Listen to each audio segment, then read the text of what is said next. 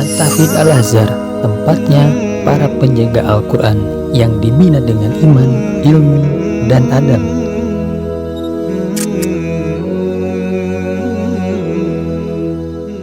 Bismillahirrahmanirrahim. Assalamualaikum warahmatullahi wabarakatuh.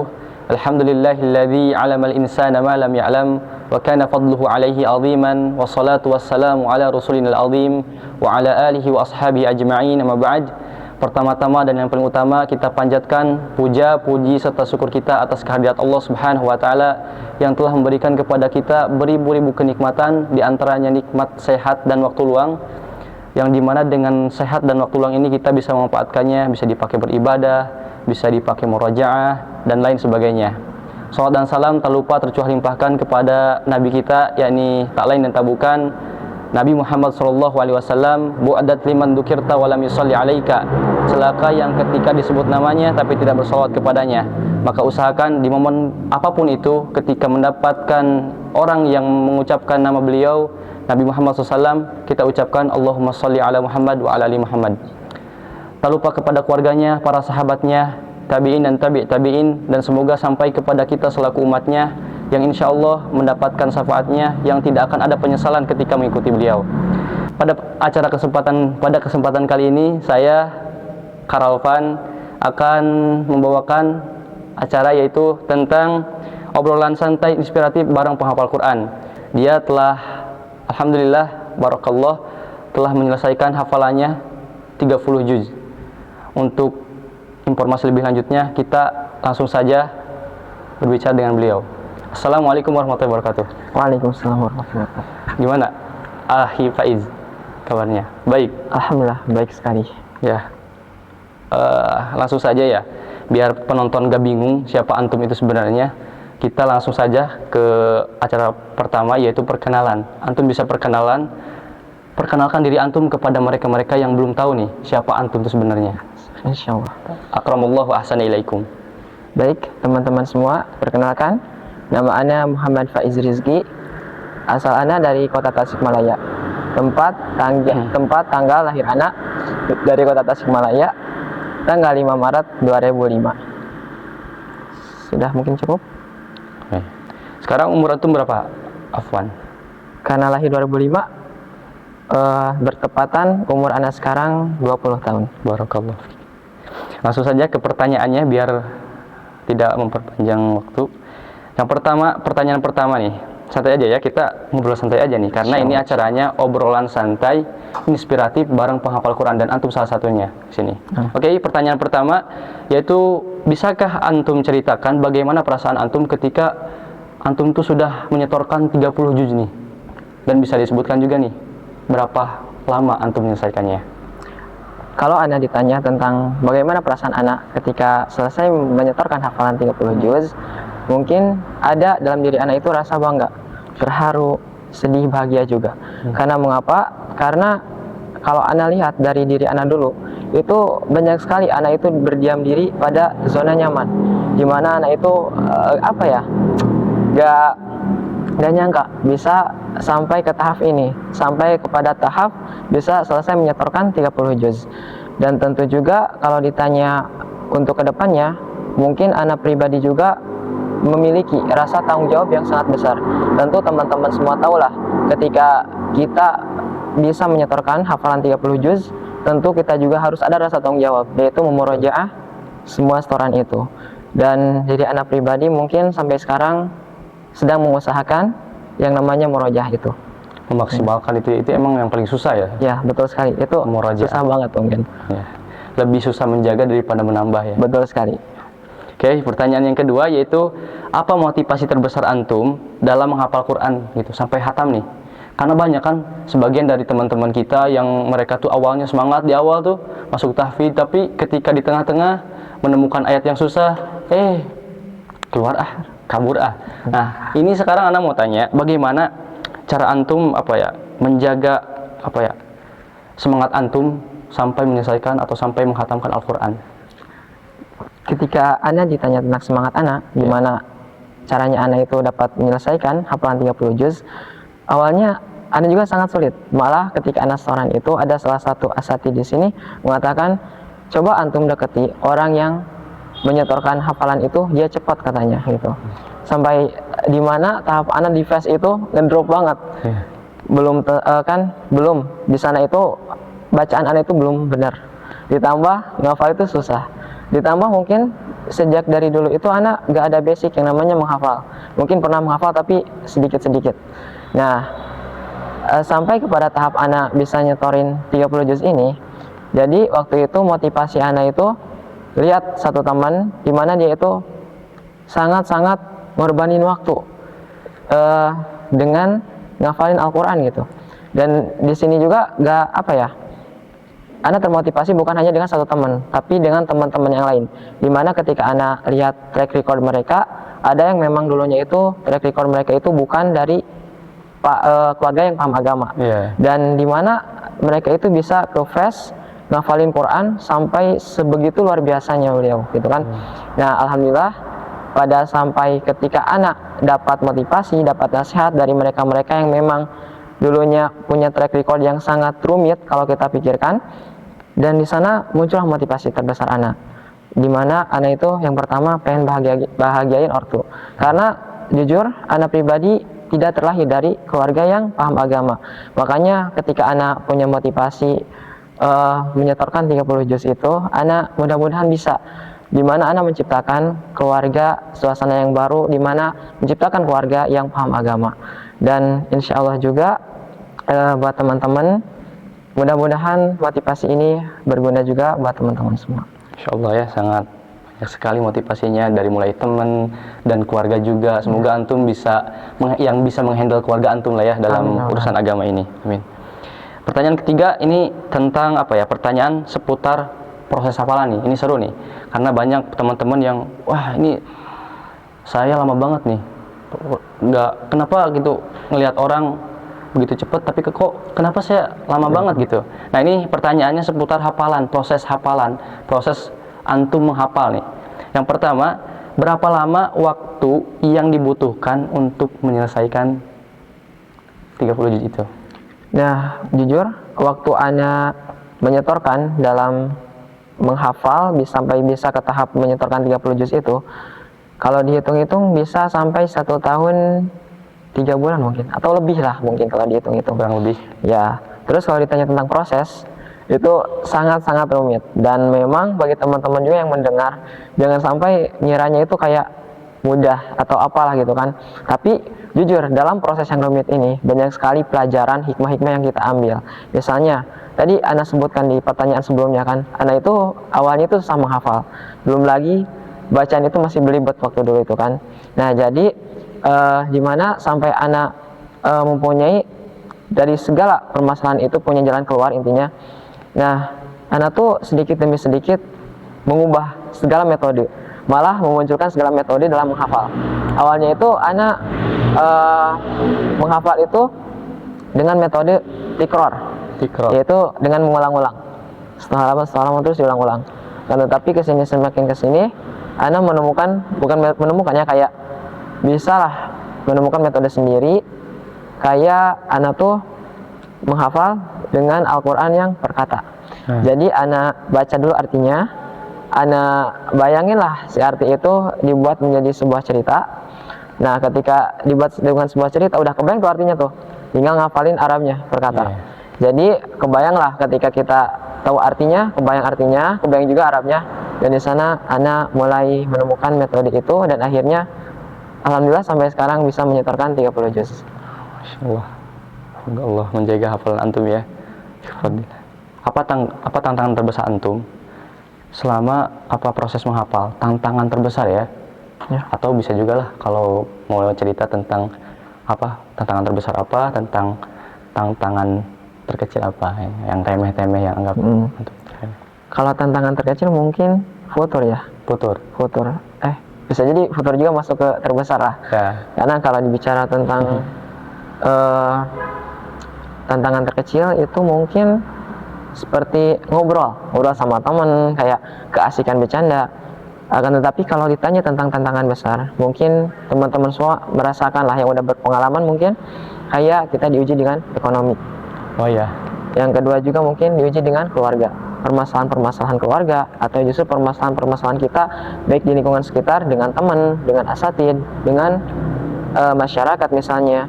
Dan tentu dalam tantangan dan proses itu kita akan dihadapkan dengan yang namanya itu kita maju atau mundur. Dimana banyak juga, gak sedikit juga kan orang yang ketika dihadapkan dengan tantangan itu, misalnya keluarganya ada masalah, dia mundur dari menghafal, akhirnya keluar.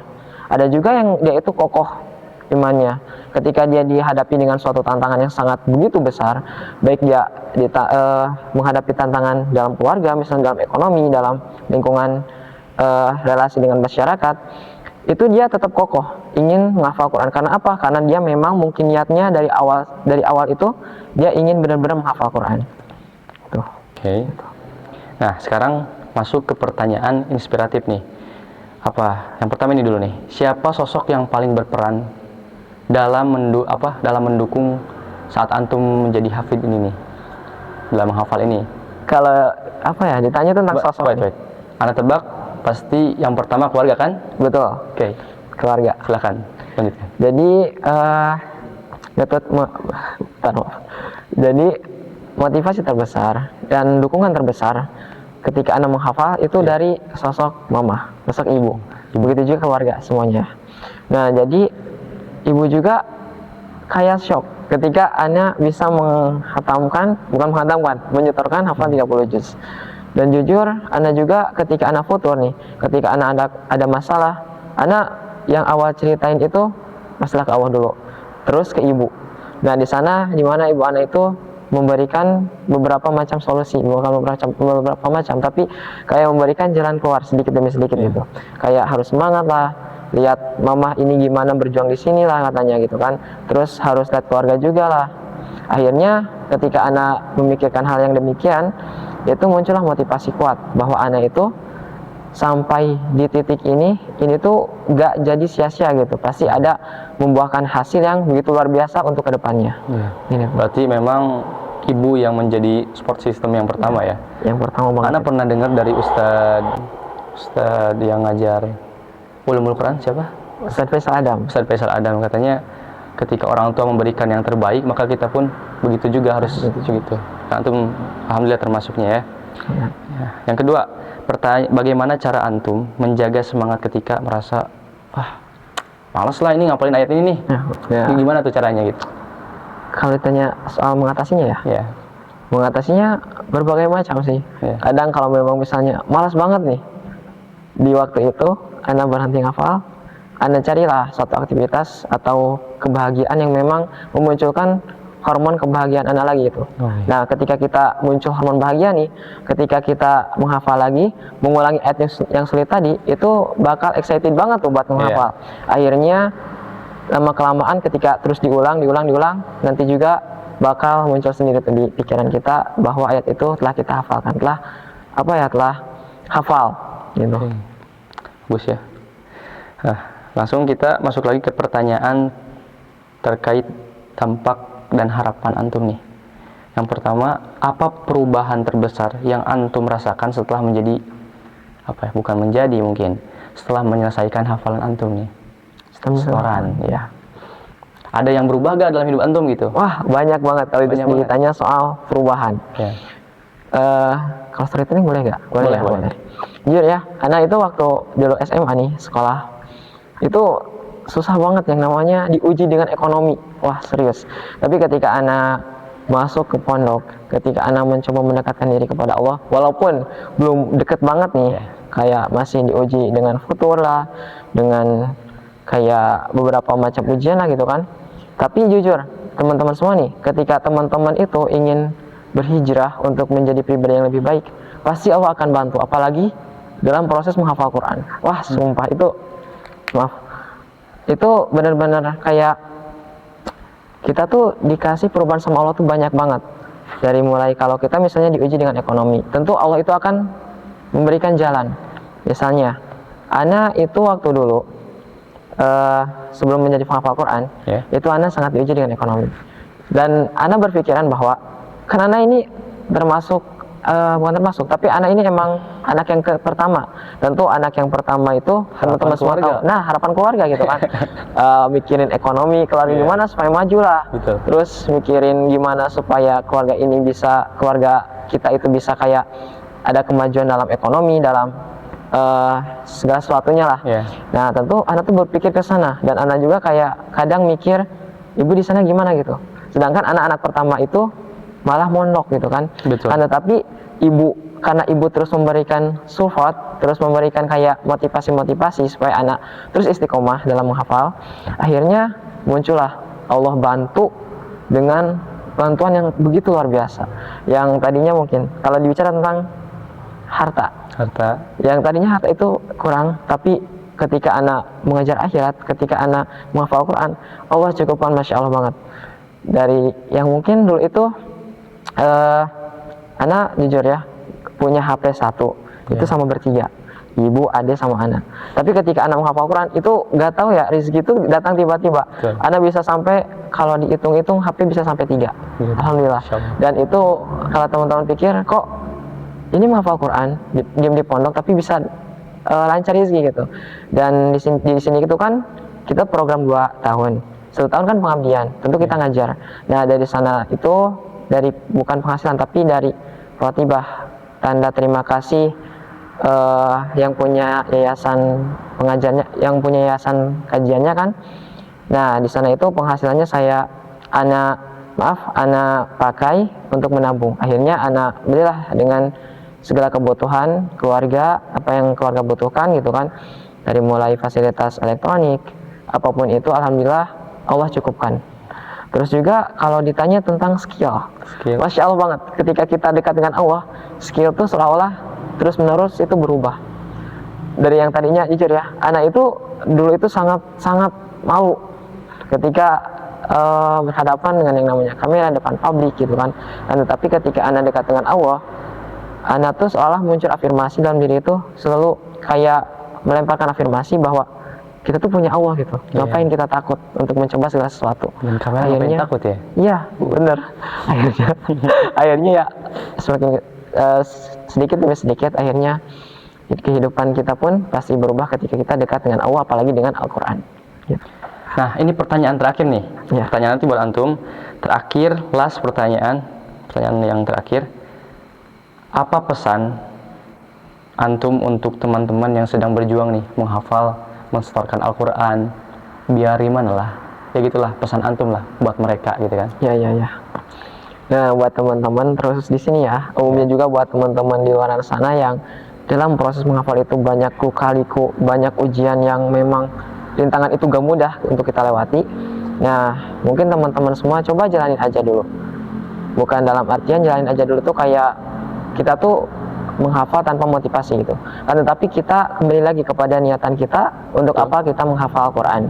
Dan tentu kita juga harus memikirkan gimana gitu motivasi, support system yang yang dilemparkan kepada kita dari lingkungan sekitar, dari keluarga, dari teman-teman semua. Dan kita harus ingat itu, bahwa kita itu didukung, kita itu punya motivasi, kita itu punya niatan sedari awal untuk menghafal Quran. Maka teman-teman semua harus ingat itu. Maka ketika kita mempunyai luka-liku dalam proses menghafal, insya Allah luka-liku itu akan kita lewati gitu.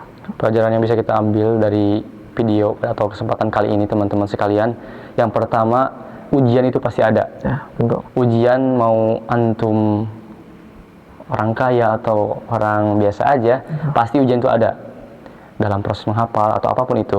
Yang pertama itu. Yang kedua, kita harus bisa mempertahankan rasa semangat itu kan. Betul sekali. Seperti yang kita dengar tadi dari cerita atau kisah Pak Iz ini, dia tuh bagaimana cara beliau menjaga semangatnya gitu kan, tidak berhenti gitu kan, putur semangat lagi, atau apa tadi kata antum ceritanya,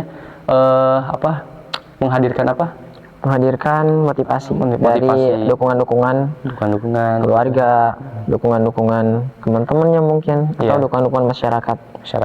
Tapi yang terpenting dari semua itu adalah tetap takut kepada Allah, tingkatkan kualitas ibadah kepada Allah. Karena ketika antum meningkatkan itu, Allah pasti bantu antum. Allah gak akan membiarkan antum, percayakan itu ya.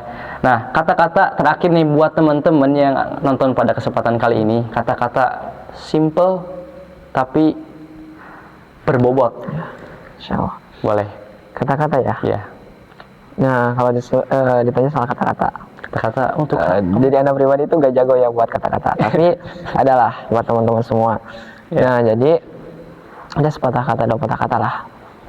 Jadi terkadang ya kita itu berpikiran bahwa ketika kita nyaman di zona nyaman, ketika kita itu punya track record yang sangat buruk, kita tuh seolah-olah kayak putus asa. Kita itu gak bisa menghafal Quran, gak bisa untuk ngejar orang lain yang paham agama. Terus Anda juga dapat suatu ungkapan.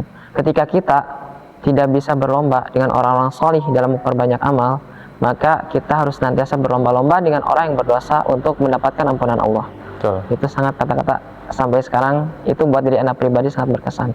Karena mengapa? Karena kesannya itu ibarat gini ya, kalau kita nih berlomba-lomba dengan orang solih, nah kita tuh kalah misalnya, tapi kan masih ada tuh orang-orang pendosa yang berusaha untuk taubat terus kan, maka kita tentu harus berlomba dengan orang pendosa itu untuk bersaing dengan mereka ya. Bersaing untuk mendapatkan ampunan Allah gitu kan. Iya, betul. Ya, karena ampunan Allah itu kan luas. Walaupun kalau disebutkan dalam satu hadis itu, walaupun dosa kita sebanyak buih di lautan, maka Allah itu akan tetap mengampuni gitu kan. Insyaallah. Ya. Makanya kepada teman-teman semua nih yang bingung, misalnya yang lulus SMA, yang putus sekolah, yang punya track record sangat buruk, boleh tuh kita coba dekat diri dengan Allah, kita bertaubat ketika kita banyak dosa, kita beristighfar, dan jangan lupa juga kita tuh harus mempunyai aksi di mana kita itu harus senantiasa sadar akan kesalahan-kesalahan kita kan. Nah, makanya teman-teman semua, salah satu ikhtiarnya teman-teman semua itu harus berada di lingkungan yang tepat, lingkungan yang baik, lingkungan yang memang mendukung untuk senantiasa lebih dekat dengan Allah. Tentu banyak juga kan di majelis-majelis, di masjid-masjid, atau justru sekolah di beberapa sekolah yang mempelajari tentang ilmu-ilmu agama. Dan tentu di Mahan kami juga, Mahan Al-Azhar, kita juga kan di sini tuh menghafal Quran. Tentu di sini juga kita itu menyediakan fasilitas-fasilitas yang sangat lengkap, juga lingkungan yang sangat baik tentunya, dan teman-teman di sini juga baik-baik semua dan sangat mendukung untuk kita berubah menjadi pribadi yang lebih baik. Dan jujur, anak juga pernah di fest di mana anak itu nyaman di zona nyaman. Nah, bagi teman-teman semua nih, misalnya zona nyamannya suka main game, kuliah malam, atau justru kayak suka tawuran lah, pokoknya gak jelas gitu ya, gak jelas semuanya, gak bermanfaat. Nah, teman-teman semua bisa tuh coba, ketika teman-teman sadar akan dosa teman-teman, ketika teman-teman sadar akan segala hal kesia-siaan teman-teman yang teman-teman lakukan gitu kan, coba aja teman-teman sadar akan hal itu, terus teman-teman masuk ke pondok atau ke Mahat Al-Azhar ini kan. Bisa juga tuh. Di sini pokoknya juga tempat yang mendukung kita untuk berbuat baik ya, termasuk sekali, ya. Dari kebaikan itu adalah menghafal Quran, menjadi penghafal Al-Quran. Kenapa? Ya gitulah ya, pokoknya baik ya. Ya, baik ya gitu. Nah, mungkin dari Ana manfaatkan waktu kalian, umur kalian, karena nanti akan ditanya. Kata Nabi, la yazalu abdun yas'alu yaumal qiyamah hatta yusa'ali an umrihi fima afnah, wa an syababihi fima ablah, wa an malihi min aina iktasabah wa mimma anfaqah. Yang terakhir, wa an ilmihi mada amila fihi. Di antara empat ini tidak akan bergeser kaki anak Adam kecuali ditanya, sampai ditanya. Mereka ditanya tuh. Yang pertama tentang umur mereka dipakai untuk apa, tentang masa muda mereka dipakai untuk apa, tentang harta mereka yang mereka dapatkan dari apa dan mereka belanjakan dari apa. Yang kelima tentang ilmu mereka. Nah, kita khususnya penghafal Quran yang pasti itu kalau urusan harta mungkin tidak sedikit dari kita belum yang itu ya, karena kita masih proses belajar. Cuman yang pertama umur. Menjadi penghafal Quran, umur kita dimanfaatkan, bro. Betul sekali. Salah satunya umur. Yang kedua tentang masa muda. Kita muda-muda di sini Al-Azhar. Iya, betul, muda-muda sekali. Muda-muda. Nggak ada yang itu. Walaupun tidak menutup kemungkinan bagi kalian yang udah umurnya terhitung tua. Iya. Kalau mau menghafal ya menghafal aja gitu. Yang ketiga atau yang keempat pertanyaannya itu tentang ilmu apa yang telah kalian amalkan. Nah, kita ini beban terberat bagi kita. Betul sekali ya.